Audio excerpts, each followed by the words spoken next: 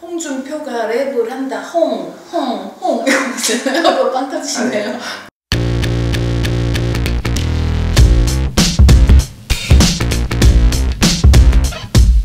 홍준표 후보의 우선 이 스피치는 굉장히 강해요.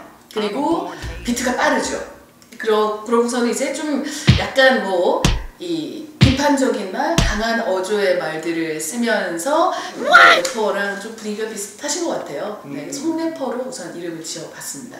사실은 홍준표 후보 같은 경우는 이제 다 강합니다. 강하고 공격적이고 좀 이제 어떤 어투나 말투나 빠르기가 다른 사람들보다는 좀 이제 또 다른 면을 보여주죠. 그러면 그걸 사투리로 봤을 때 경상도 사투리를 조금 연마하시면 홍준표 후보처럼 얘기를 하실 수는 있어요. 네, 그러면 경상도 남자들이 집에 와서 몇 마디를 잘 안 해요. 말을 잘 안 해요.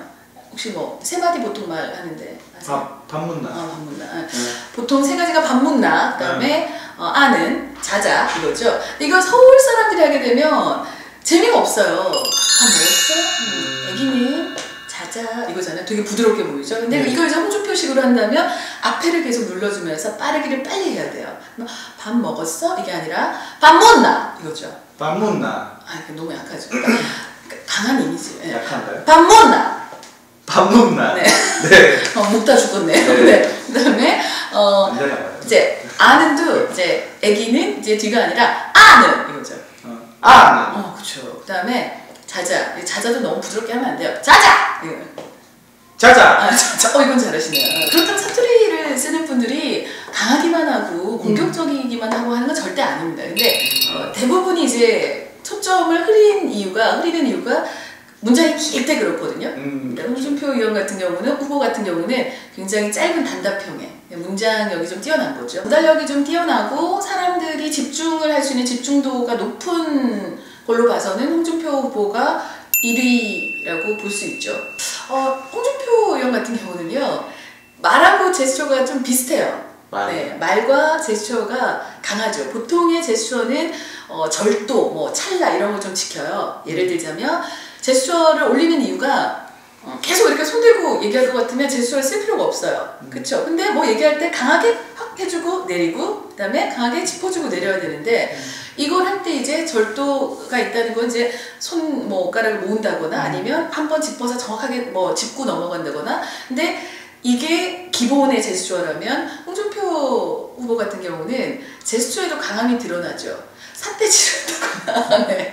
그리고 제대로 된 제스처가 아니라 그냥 본인의 즉흥적으로 나온 제스처를 많이 쓰는 거죠. 그리고 많이 흔들어요. 그분 걸 보시면은. 그다음 낮게 흔들죠.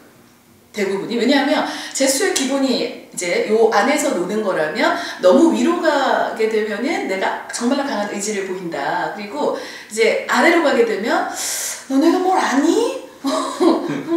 기자님 뭐 아세요? 이렇게 되는 거죠. 약간의 그런 게 좀 습관화돼 있지 않나. 프레지던트 아이덴티티라 해서 이 대통령들의 이미지를 본인들로 다 생각을 할 거란 말이죠. 근데 누가 나는 사람들한테 욕먹는 이미지를 이제 내 이미지로 삼아야 되겠어 이런 생각을 하는 사람이 있을까요? 없죠. 없겠죠. 저도 마찬가지고 다른 사람들 다 그럴 건데 왜 굳이 홍준표 후보가 사람들에게 그렇게 지탄을 받고 그렇게 뭐 말이 많은 걸 선택을 했을까를 이제 먼저 생각을 해봤을 때, 요즘의 사람들은 사실은 되게 뭐 여러 가지 증후군을 많이 겪죠. 그러니까 정확하게 표현을 못하는 증후군도 겪는 게 있고 결정을 못하는 그런 증후군을 겪는 것도 있고. 근데 그거를 홍준표 후보가 어떻게 보면 대신해 준다고 생각을 할 수도 있다는 거죠.